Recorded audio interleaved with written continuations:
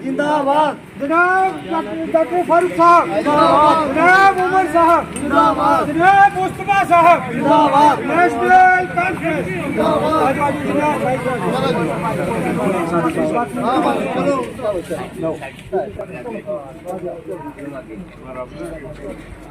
National conference जिंदाबाद, national conference जिंदाबाद, doctor Farooq साहब जिंदाबाद, जनाब उमर साहब जिंदाबाद, एससी सेल नेशनल कॉन्फ्रेंस जिंदाबाद, डॉक्टर फारूक साहब जिंदाबाद, नेशनल कॉन्फ्रेंस जिंदाबाद, बशीर साहब मलिक साहब नेशनल कॉन्फ्रेंस लोचन साहब। मैं सबसे गुजारिश करूंगा कि वो हार डाल के अपनी अपनी सीट पे बैठ जाएं। नेशनल कॉन्फ्रेंस की कमाल साहब, गुप्ता साहब। National conference national conference doctor Farooq Abdullah जनाब मुस्तफा कमाल साहब जनाब डॉक्टर फारूक अब्दुल्ला नेशनल अपनी अपनी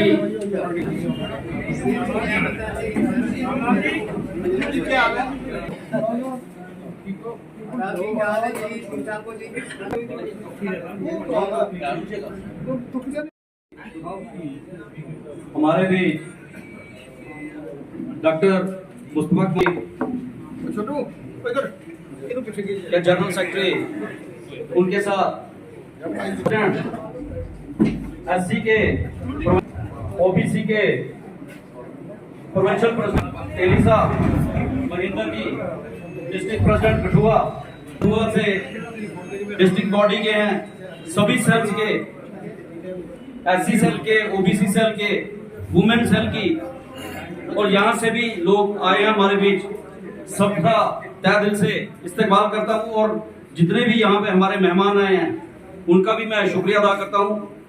मैं अब इजाजत चाहूंगा कि कुछ बंदे हमारे आती है, लेकिन जब ये ट्रांसफर हुआ सारा सिस्टम तो यहाँ पर लोकतंत्र आया, तो ये क्रेडिट, ये श्रेय जाता है शेरे कश्मीर शेख मोहम्मद अब्दुल्ला को, जिन्होंने यहाँ पर जब जमहूरियत यहाँ बहाल हुई तो उन्होंने फिर आगे ये सारा सिस्टम आगे दिया।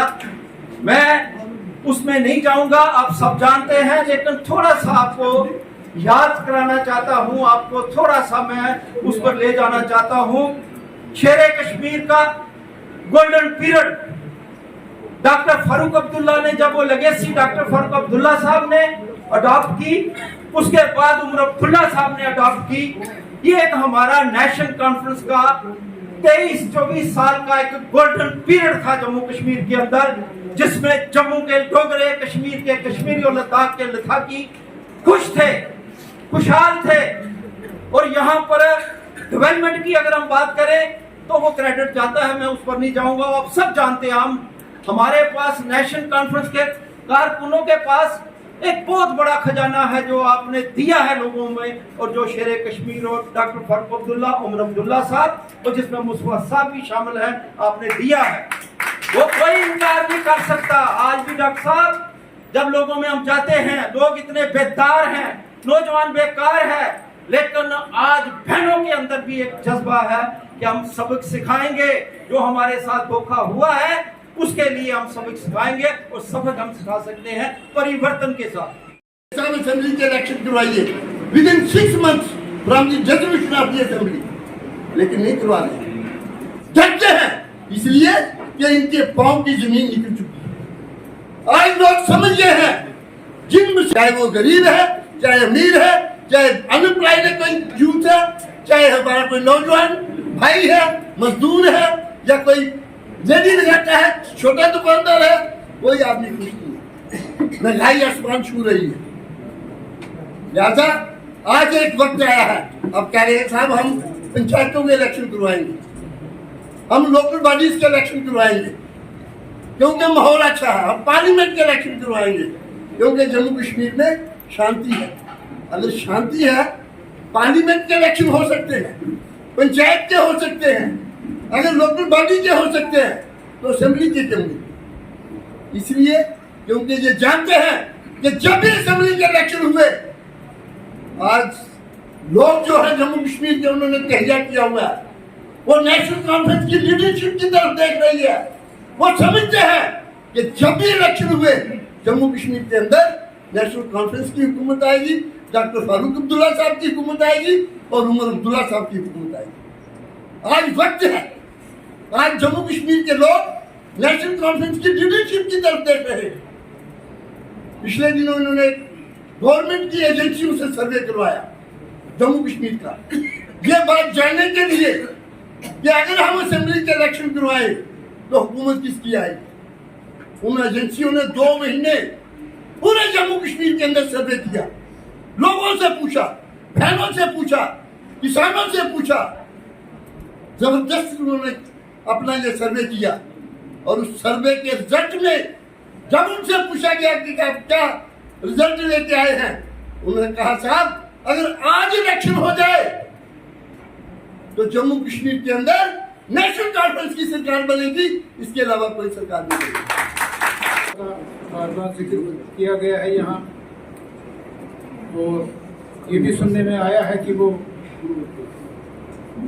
ज़माने कदीम से तंजीम से जुड़े हुए हैं और हमेशा तंजीम ने उनको आगे आगे देखा। ये मानना पड़ेगा कि इस वक्त तंजीम पे जो हमले किए जा रहे हैं वो एक साजिश के तहत किया जा रहा है। ये नेशनल कॉन्फ्रेंस जो पार्टी है और लोगों का जो आपस में मेल है, चोली दामन का साथ है, ये किस तरह टूटे? आप लोगों को याद रखना चाहिए कि 1947 से पहले भी 1931 में ये जंग शुरू हुई। एक ऐसे वक्त से गुजर रही थी कि उनका पुरसाने हाल नहीं था। बराबर उसी तरीके से जब उस वक्त के हाकिम, उसी तरीके से आज चंद आदमी हवाई जहाजों में लाए गए, कुर्सियों पे उतारे गए, जो मन में आता है कर लेते। यहाँ खाने के लिए कई मुकामात पे गरीबी भी है, रोटी नहीं है, पूरी रोटी नहीं है, लेकिन मसमौजी उनको उसकी परवाह नहीं। ये चोली दामन का साथ इन्होंने बहुत तोड़ने की कोशिश की। मेरे वालिद शेख साहब को 22 साल जेल में रखा और कितने ही बड़े बड़े नेता हमारे लोग जिन्होंने जाने दी, लेकिन ये साथ टूटा नहीं। लालच ले रहे हैं। एक बड़ी वजह जो मेरे दिमाग में आ रही है कि इलेक्शन इसीलिए नहीं करवा रहे हैं कि वो खाली हाथ लौटेंगे। इस सड़कों पे रंग करने से लोग अपने नहीं बनेंगे, फुटपाथों से रंग करने के लिए किसी का भला नहीं होगा। ये दिखावे का काम उसको दिखाइए जिसको मालूम नहीं।